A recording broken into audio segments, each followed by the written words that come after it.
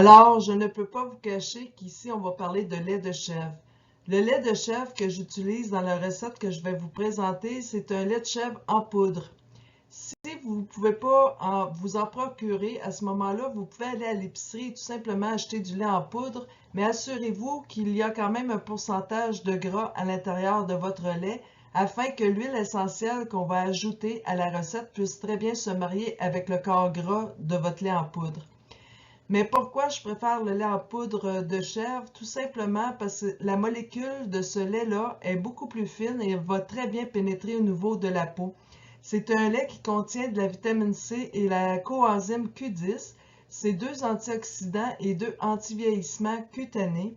Il va aller soulager aussi au niveau des dermatoses, du psoriasis, de l'eczéma. Il va rééquilibrer le pH de la peau. Il va être hydratant et raffermissant. Donc, c'est un lait vraiment bénéfique pour la peau. Dans la recette que je vais vous présenter, on va le combiner avec le bicarbonate de soude et la fécule de maïs. Le bicarbonate de soude va apporter un côté, aller adoucir la peau et la fécule de maïs, elle a un côté apaisant. Donc, ces deux ingrédients-là, combinés avec la poudre de lait, vont aller augmenter les effets thérapeutiques pour votre bain. Donc, maintenant, on va passer à la vidéo de la recette. Alors, on ajoute la poudre de lait, le fécule de maïs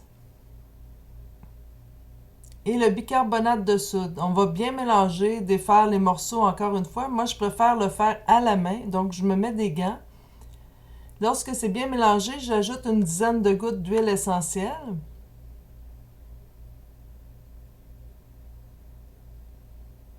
On va mélanger à nouveau pour bien uniformiser le mélange.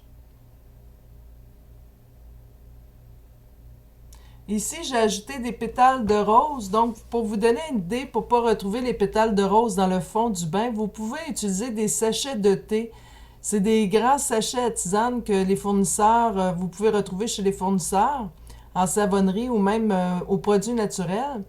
Donc, j'en mets à peu près 2 cuillères à soupe dans le sachet. Donc, ça va éviter que vous vous retrouviez avec vos pétales de rose qui se promènent partout dans le bain. Et quand vous videz le bain, commencez à ramasser chaque pétale, pétale par pétale, c'est long. Il suffit de prendre un fer à repasser pour sceller le sac par la suite. Donc, voici, c'est un sachet de bain. Une autre option, c'est le sachet en coton. Un petit sac de coton. Vous mettez encore 2 cuillères à soupe de préparation.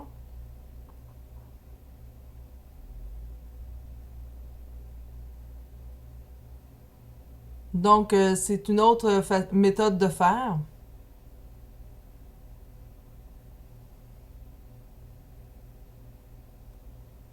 Et aussi, si vous avez un sac d'organza que vous pouvez trouver facilement au magasin du dollar ou autre, c'est la même chose. Vous mettez 2 cuillères à soupe dans votre sachet. Donc, ces sachets-là, vous les ajoutez à l'eau du bain et comme ça va garder vos pétales à l'intérieur. C'est plus facile à nettoyer le bain par la suite.